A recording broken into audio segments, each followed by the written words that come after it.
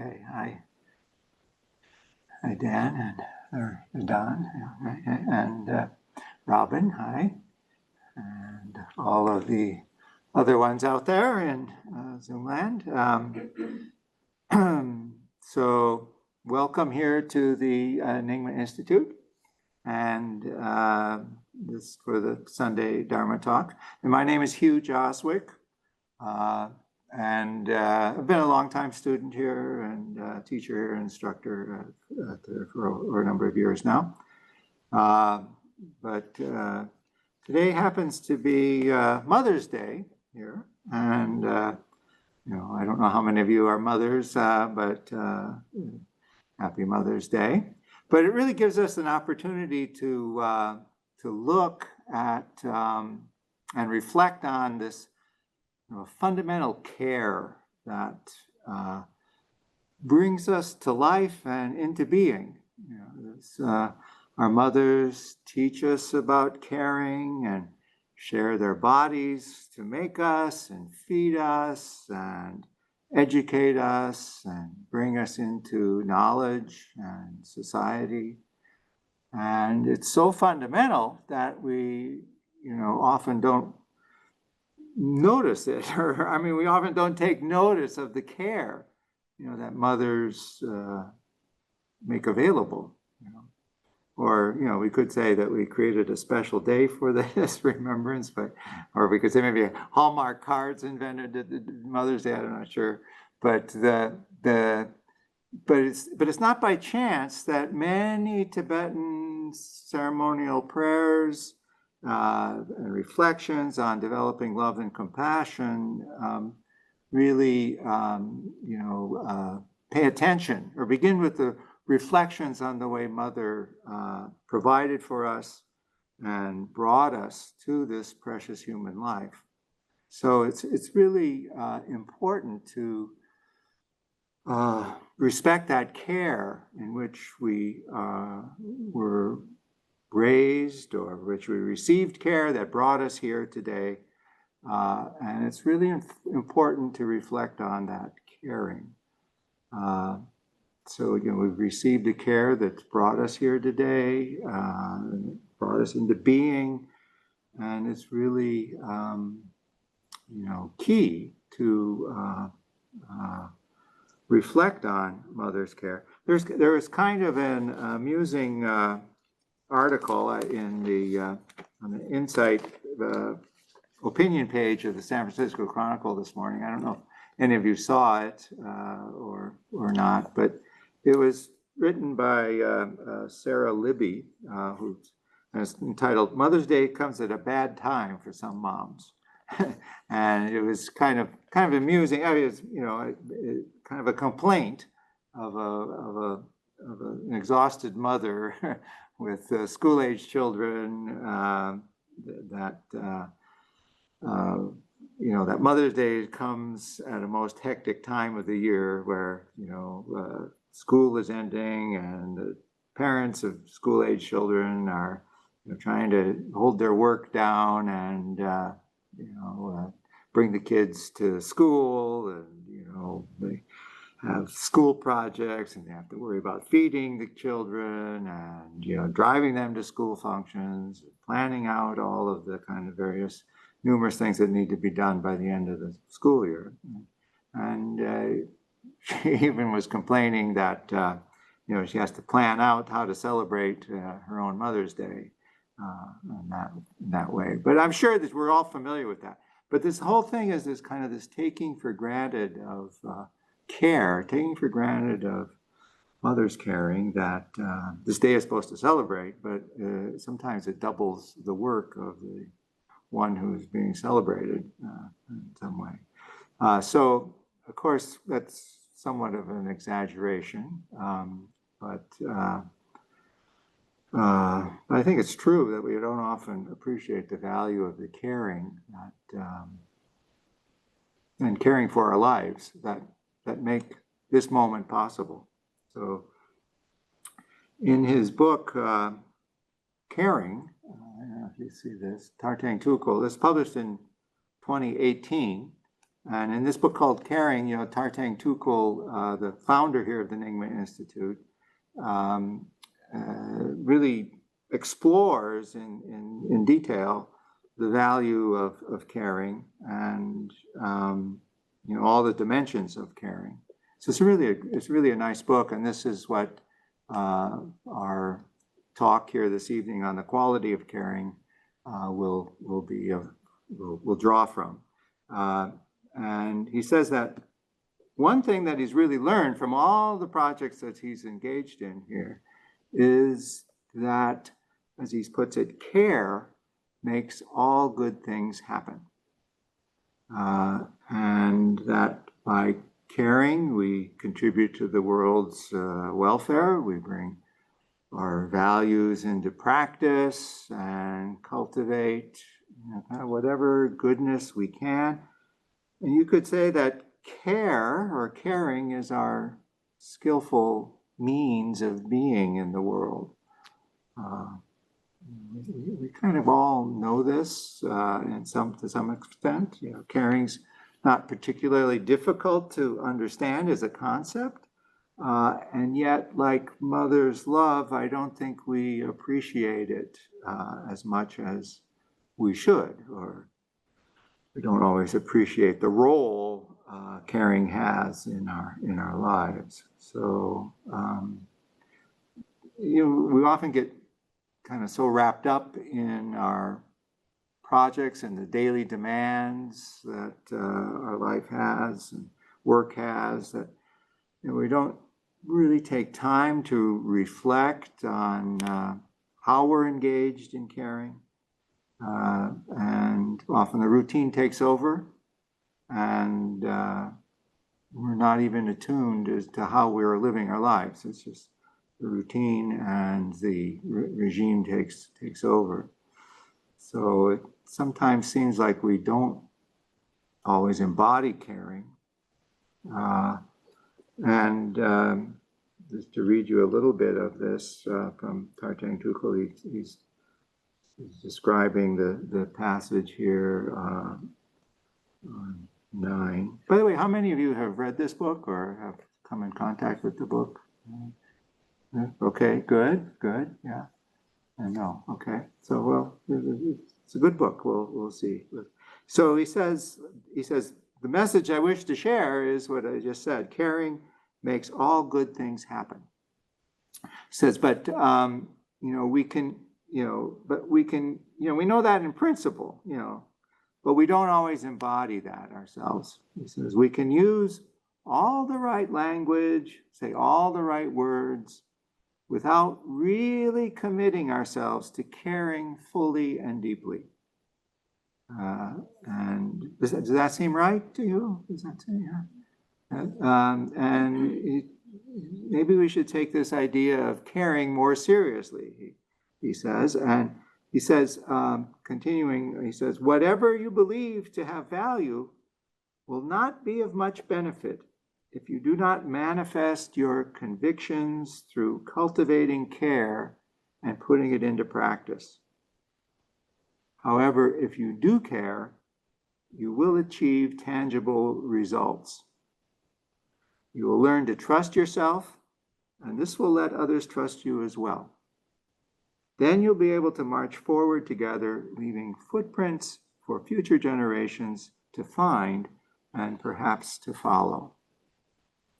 So it's kind of like all good things come from caring. And although we may lose sight of the importance of caring, what we can offer to future generations stems from that caring. What do we care about that future generations would appreciate and would share in that knowledge that we have to share? So that, maybe, we can focus on the quality of care that we have that nourishes us and that can nourish us each moment.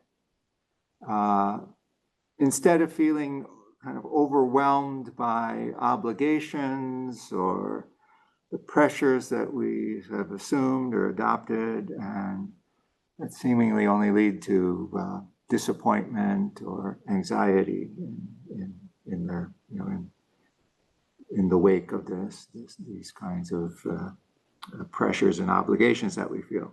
So we try to do the right thing, but try to find personal satisfaction. But in that, we may have lost sight of this wisdom of caring that we can find in our own lives, but we often suppress it or often neglect it, let's say.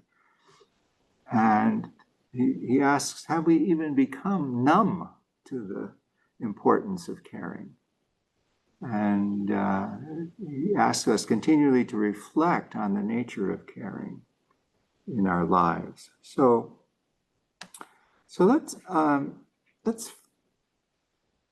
first work with warming the heart, because caring and the heart seem to go together. So you might want to just activate the hands in some fashion, and so they get a little warmth in them, a little tingling in them. And then cup your hands and keep them at heart level, off to the side. And you have to kind of arch your chest forward a little bit and press your elbows in towards the rib cage. So you start to feel a little bit of tension in the hands, and maybe even feel a little tingling quality in them. And you can imagine that there's like little flames on your fingertips, and that they're beginning to pool in the palm of your hands, the liquid that melts, the wax that melts. And see if you can imagine that energy from the hands moving down the arms and into the chest, into that rib cage at the heart, and then beginning to warm up the heart. We have the mind and the heart and the energy of the hands to bring the caring into the world. Sense into that just for a moment. Let the imagined wax of caring will flow down the arms into the torso and into the heart center. And then bring your hands forward again at heart level, and imagine now that there's flowing out from the heart into the hands this energy of caring, and beginning to rub them together, building up some friction in the hands. Really get them going so you can really feel that energy, nice and warm. And then when they're feeling nice and warm, you can stop and just slowly open the palms. And imagine as you do so that you're holding a glowing ball of energy. Sometimes it helps to pulse the hands a little bit, so you can almost feel like the ball is offering resistance. Just pulse the hands and just imagine that there's this ball of energy that you're holding between the palms of your hands.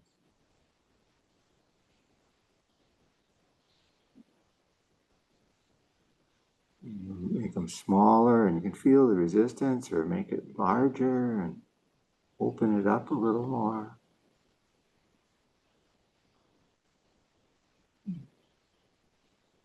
Make it about the size of a grapefruit or softball. And place your hands underneath that ball and slowly bring it in towards the heart. And pay particular attention to the moment when that ball would pierce the skin. Let this ball come into the heart center, bringing warmth and healing with it.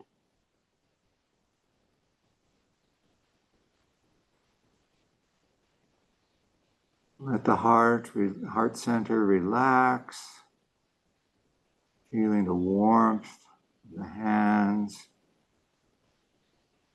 healing quality of this energy of caring.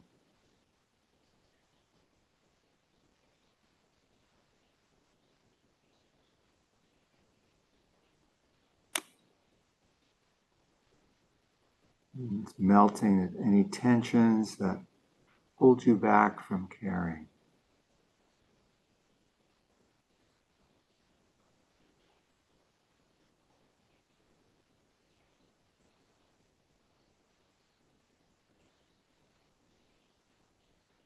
Now, as you're sitting here with your heart being warmed, ask yourself, what is caring? How do I care? Just allow yourself to sit with these questions.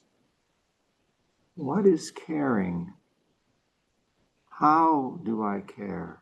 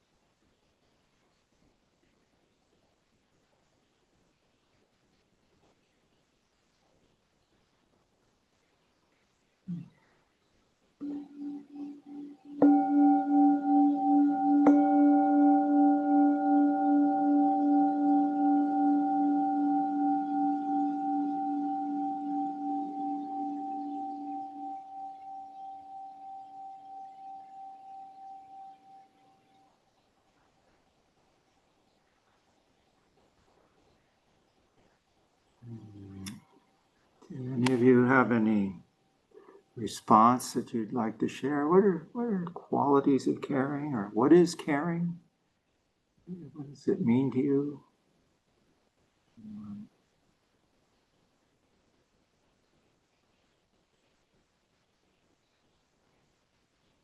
Yeah. I'm wrestling a bit with whether there is a difference between caring and taking care of. Yeah. So did everyone hear that online? No. Okay. So is there a difference between caring and taking care of? Taking care of something or caring for something? And is there a difference that we're trying to get at here?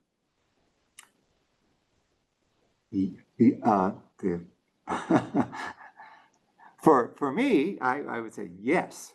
This is really the key on this, because we're often caring for something, caring about something, and does that have a limiting quality of my care? What, if I care about, say, the dog, does that mean I can't care about the cat?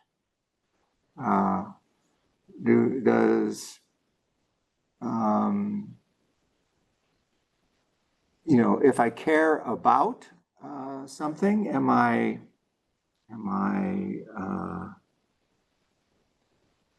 somehow changing the shape of caring?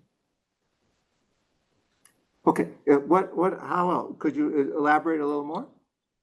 Oh, well, it's evolving as I'm listening and thinking, and I think one discerning difference may be that in caring, we feel something that's very positive. Not that we can't also feel that when we are taking care of a pet or the garden or a sick parent. etc. Yeah. But does that scope of taking care of and being the caregiver have a boundary where stress begins to enter? Yeah. And where if you are, well, I'm not sure, I mean, caring for, even for oneself, do I have time to work out today and getting enough sleep? So maybe it's all threaded together and Right. it's hard for me to think of a defining line. Yeah, thank you though. But this is so just kind of a summarizing whether this caring for, which seems to be really important, because how else could you care unless you're caring for something? But at the same time, does that have a limiting quality to it that is different from this caring that is more broad, or the way in which you might say is more expansive and could include all beings? Or maybe it's not even just caring, it could be just caring that radiates out from one, and that is very palpable. So it's this is kind of a key point in the book, is that we can maybe expand beyond the caring for or caring about, and expand that caring into a much broader way of being. And that, working with the text in particular, and working with just the idea of how I care, can remind us of really the vital power of caring and how to pay attention to caring.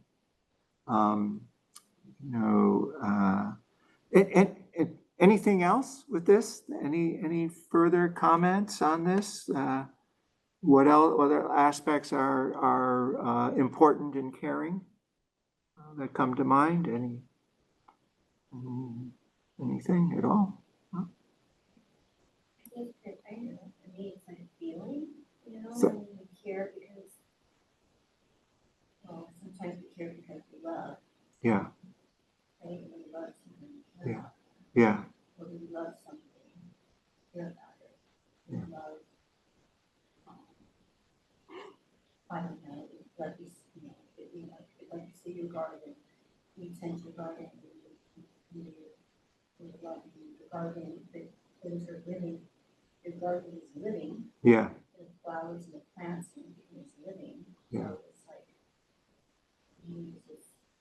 when I think of caring, I think of it as love, understanding, passion. yeah, But at the same time, when it's like one does not give care to oneself, and there's like the nurturing of care, and also nurturing of oneself. And Yeah. when oneself is not nurtured, and one becomes in some way depleted, it's not cared for. right. So it's like a flow for me.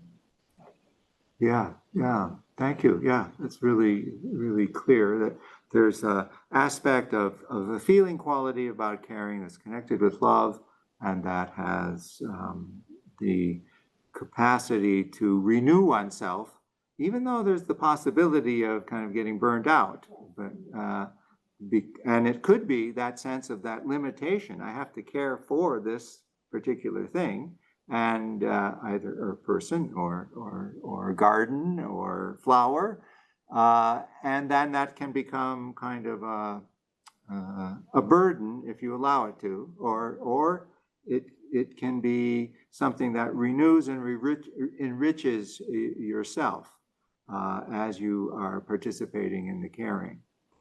So both the caring affects the garden as well as the gardener.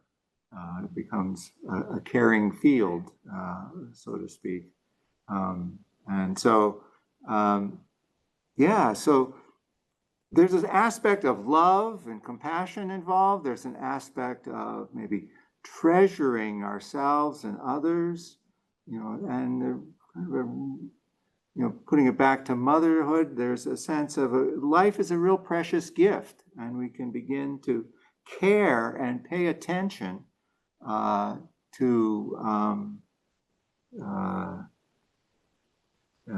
what we're hearing. Sorry, I don't know what thinks I'm speaking a different language. So anyway, yeah. So, and I think it's really important to appreciate our own capacity for caring here in this. That we can lose lose respect or lose our ability to care about the gifts that we already have, the heart, the mind, our senses and emotions, and maybe lose the compass of what helps us evaluate our choices and our words and our thoughts and actions. So this Tarthang Tuku reminds us that there's a lot of dimensions to caring here in this book, but it's also that, what matters is our care. He says that caring is what we do to preserve what is good and to enjoy and maintain what is truly precious. So I care about something in that degree. So he says that a way to develop caring. Okay, so we're caring all the time in some way, but to recognize that we're caring and to appreciate that we're always caring is to direct yourself to the present moment now, and sometimes difficult to do so. We can choose to be present and grow in our ability to be aware of what's happening in ourselves, and we can become good guardians or good gardeners of our thoughts, of our feelings, and of our hearts. So for example, like words do have a very powerful effect on us. They influence the way we experience things,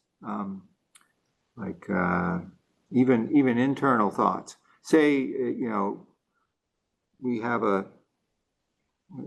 choice in how we view a particular situation, and then that influences and changes the situation. So, for instance, you go to like Monterey Market.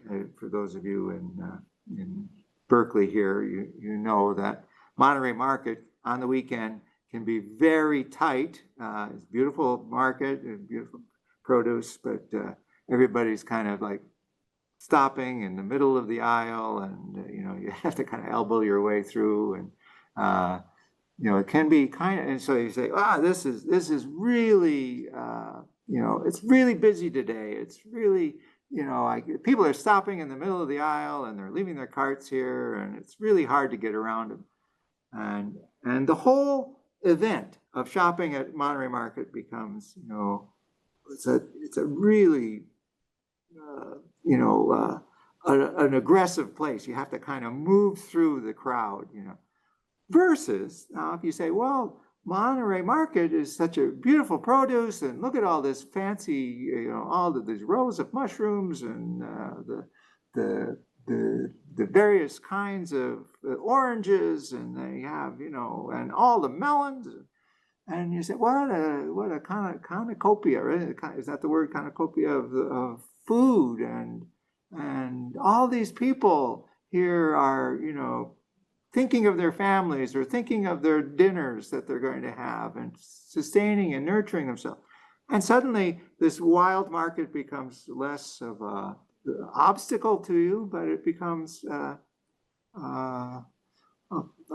possibility of sharing in the human experience of eating and caring. But so what I'm saying is that words kind of can shape our experience, and we can, you know, from that kind of sense, we can start to appreciate maybe our interconnectedness with others, the way everybody has to eat, and the close preparation that is needed to sustain us. And so, you know, even the small actions, even the smallest thought that comes in can start to color our experience in a different way than that we might think, you know, in a caring way, that this, you know, I don't want to pick on the monetary market. I love monetary market, but in a caring way, the market experience is very human and very interconnected with our sense of what's really important. So it just takes a few moments to reflect on what you believe caring is. You know, what kinds of ideas do we have? What are beliefs about caring? You know, we take care of some things. We care for some things, but maybe that's putting us at a distance from the event that's going on, or the difference between me as a caregiver and the one receiving the care. And that, you know, that distance, you know, can then make it to be kind of a burden to cross that barrier. You know, you can kind of feel drained, kind of feel needy about, you know, not quite fulfilling that caring desire, or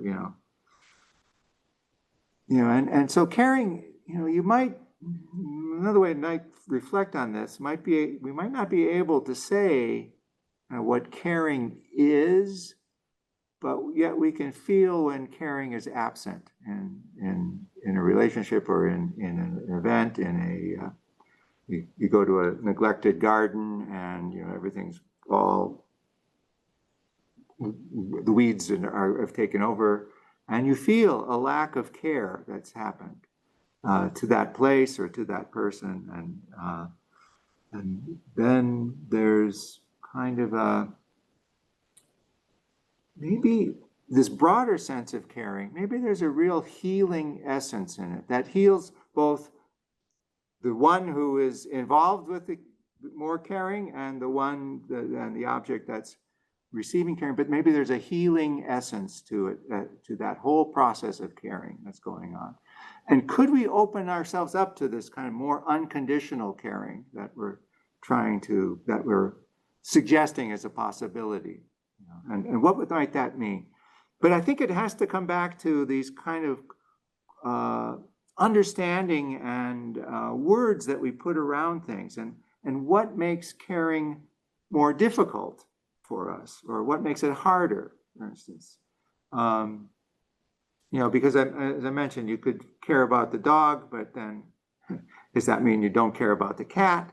Or, you know, or maybe we have only so much caring. Maybe we think we have only so much caring to give. You know, it's like, you know, I have to fill up my car with gas, and then I run out of gas. You know, I don't have any more caring left. You know, does that what, you know, that seems to be implied that if I care for, or care about, I can only have so much time or so much energy to care in that way, because I can't, you know, if I care about this, I can't,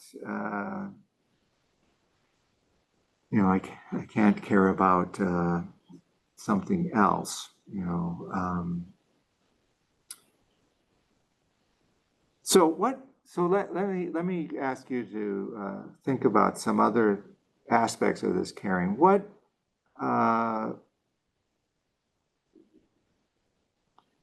would it be? What kinds of other phrases come up for you in thinking about things that make caring more difficult or harder, or what other kinds of things come to mind for you? Anyone?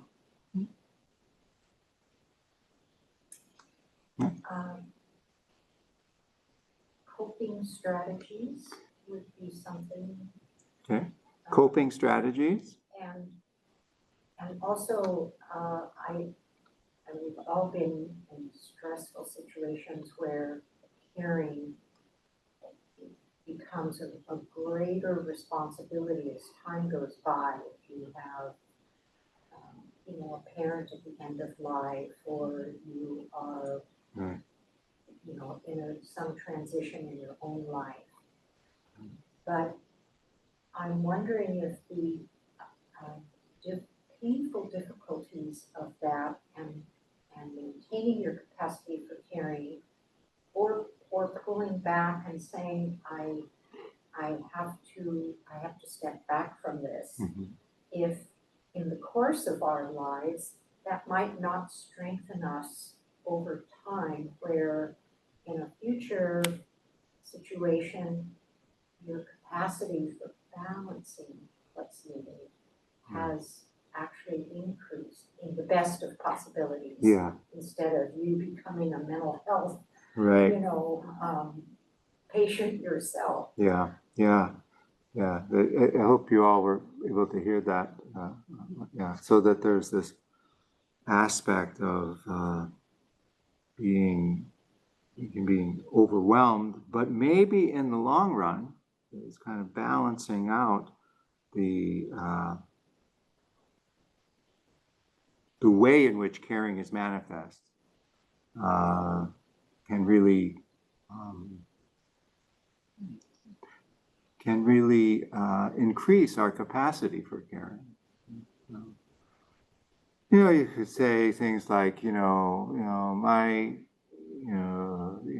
caring really is just another worry, or it means doing things you don't want to do, but because you've made this commitment to do it, and now you're kind of stuck with it. Or you could say, my caring is unappreciated. Could be the reason for Mother's Day. Caring is not appreciated. But then there's, I ought to care more, or I need to care more, and that can make it even more difficult to care. But other beliefs, other ways of formulating it might make caring easier. Like, for instance, like I can help those right in front of me. I can be right here, right now, being present, and caring makes a difference. Yeah, okay. And then, caring for myself doesn't mean that I'm not caring for you. Or maybe like caring starts with appreciation, with respect, and oh yeah. Or even, when we care, we see beauty in whatever we perceive. So something like that can begin to encourage this caring, feeling. And I hope that we've all felt at one time or another a real caring presence of another. Not so much is done in terms of helping you or anything, but just a sense of a kind of a welcoming atmosphere that a person has that really changes the environment. It doesn't necessarily require anything to be done, but it's just kind of a caring that is palpable and you can feel from that person. There's no need to prove anything, but you can sense that there's a caring is beginning to manifest.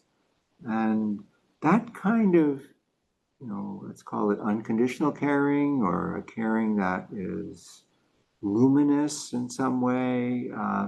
It just is through itself. It's kind of like a quality of care that is available in that particular environment. Just the way in which we say, okay, I can change my words and change my the way experience comes to me, but also it affects others as well that we encounter. That internal change can radiate out like ripples out from like a stone dropped in water. And so,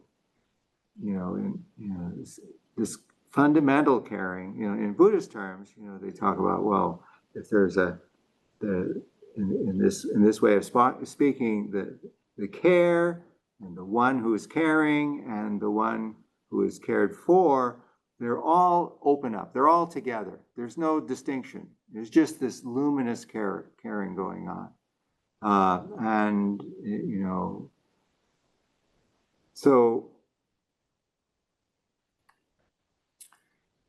So that makes, I hope that makes sense. That little bit of distinction here that you brought up right from the beginning, But suppose someone says, there must be what should I care about?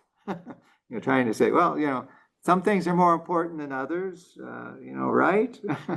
I remember, I think some of you have even heard this story that I told. I wish I brought the thing with me, but it's an old New Yorker cartoon of someone, I think it looked like they were on a first date or something, and the woman was asking what he cares about.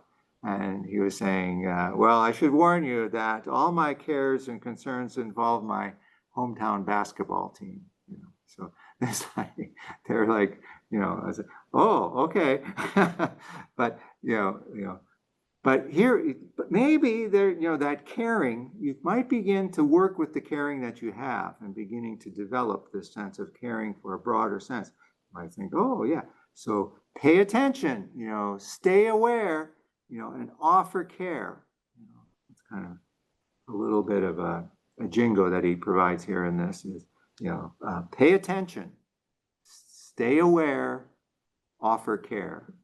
And you might begin to, you could question your basketball loyalties by thinking, there's people on the other side that feel just as strongly about their team, and they're disappointed when they lose, and elated when they win. But you might start thinking like, oh yeah, there's a similarity here in going on. But anyway, but the idea is that maybe we can develop, what do I care about? What do I really care about? And remember that in each moment, there's something to care about. Ask, wherever you are, you can develop your caring just by asking a simple question. What do I care about now? And, notice that, you might even just take a moment just to reflect. What do I care about now? What's happening now that I care about? You may notice that caring shifts. Thoughts pile up, maybe a little bit. Now I'm caring about whether, whether I scratch my eyebrow there, if that's that affects the picture or whatever.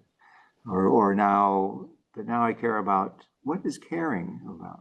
So it piles up, but you might, get farther away as the thoughts start to pile up, farther away from the heart, farther away from what makes sense. But just continue to inquire, what do I care about now? How are you caring? What are you caring? So let's move into a kind of a meditation practice that in the book is called The Kindness of Neutral Noticing. The kindness of neutral noticing. So settle into sitting. And, relax the shoulders, relax the breath coming in. Tension leaving the body. Sensing your seat on the cushion or the chair that you're in. And turn your attention, gently to feelings and thoughts that are arising.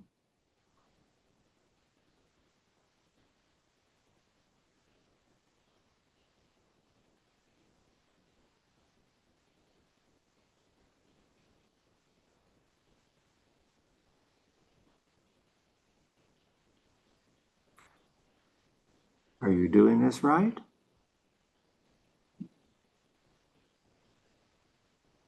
Am I sitting properly?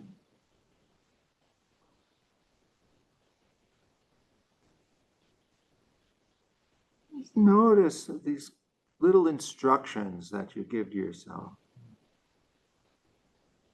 Notice how often you call yourself an unkind name, or just notice how quickly judgment comes in. Judgment of yourself comes in. Oh, I did it again. I have a lot of thoughts. Maybe I made a mistake.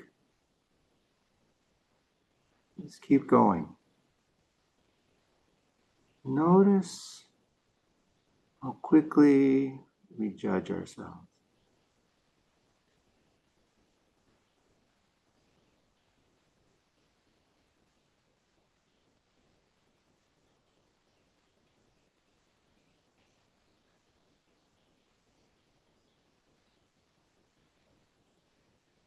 When we notice a judgment, we may even be harsh with ourselves.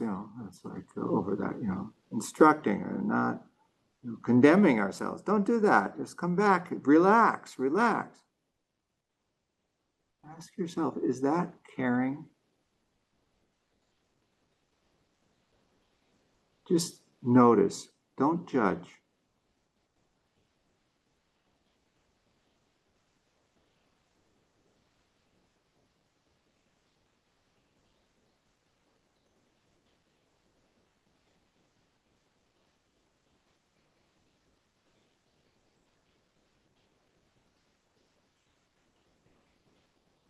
There it is. Say to yourself, there it is again. Yes, I see. There's a judgment there. I had my mouth closed. It should be open. No, yes. Just notice. Judgment. That's a thought. That's that thought of judgment again.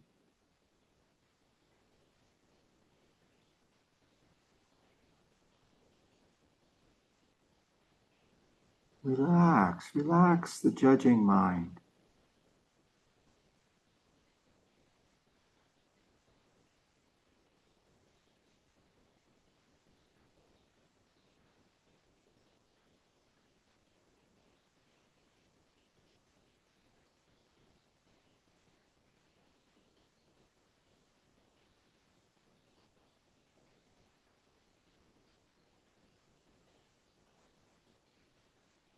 When a thought comes up, just notice, there's a thought.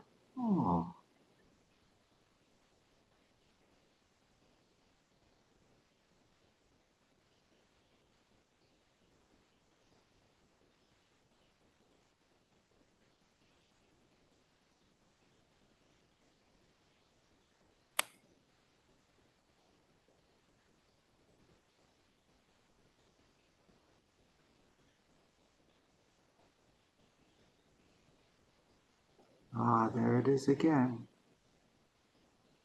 Just a judging thought.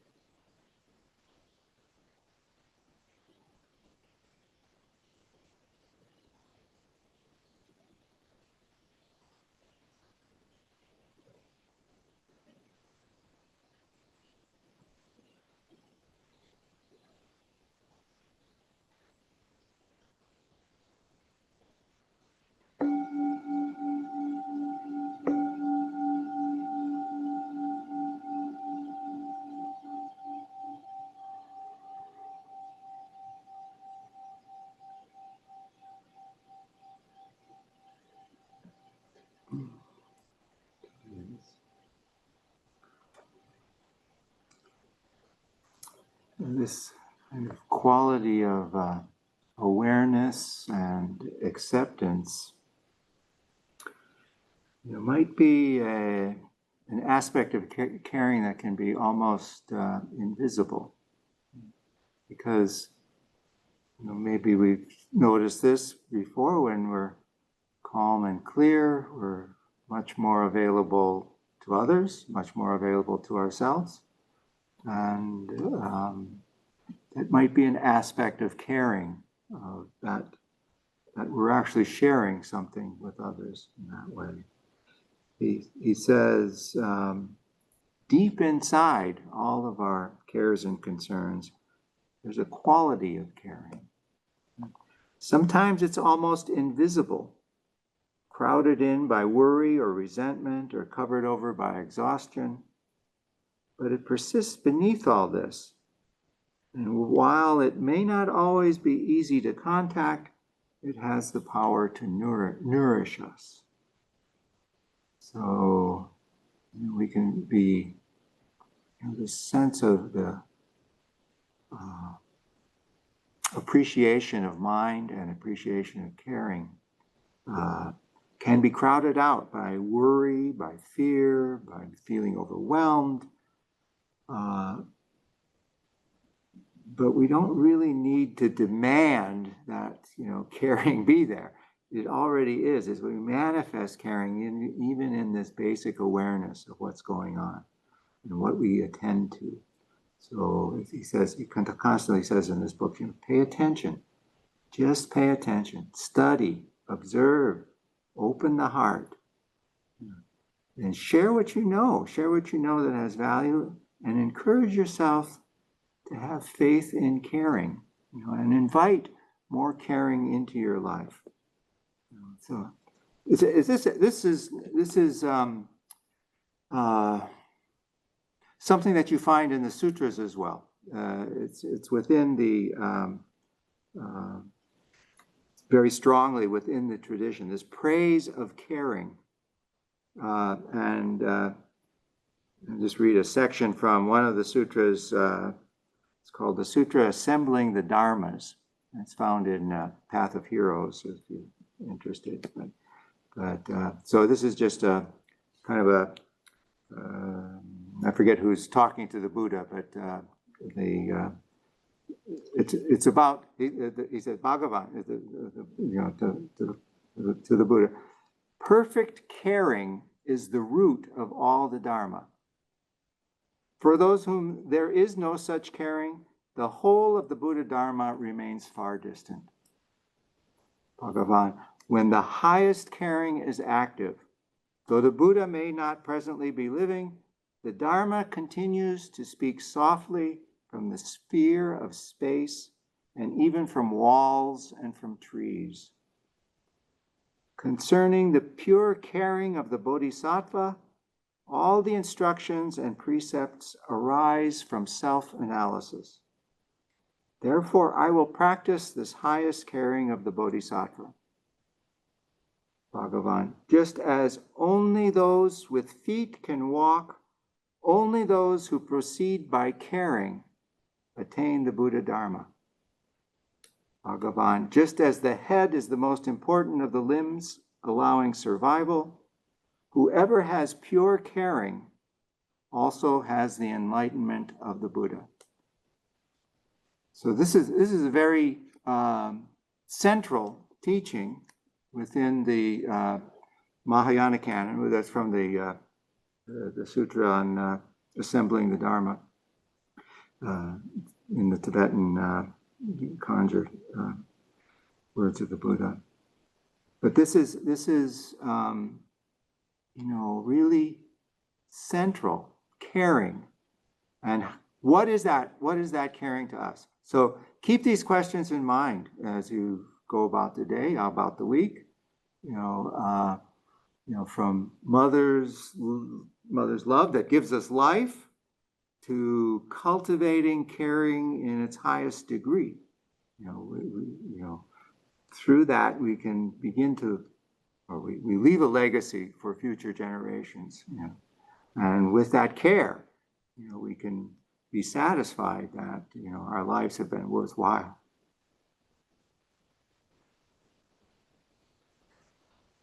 So, what do you care about now?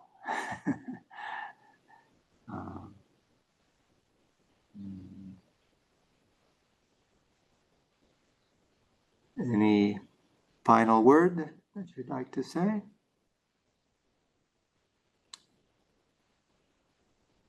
So, pay attention, stay aware, offer care.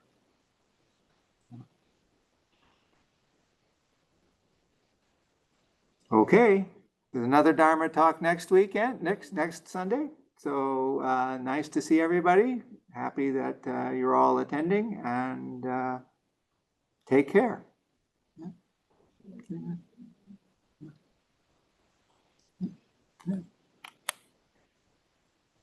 Is the book available online? Yes, you can order it from Dharma Publishing, Caring.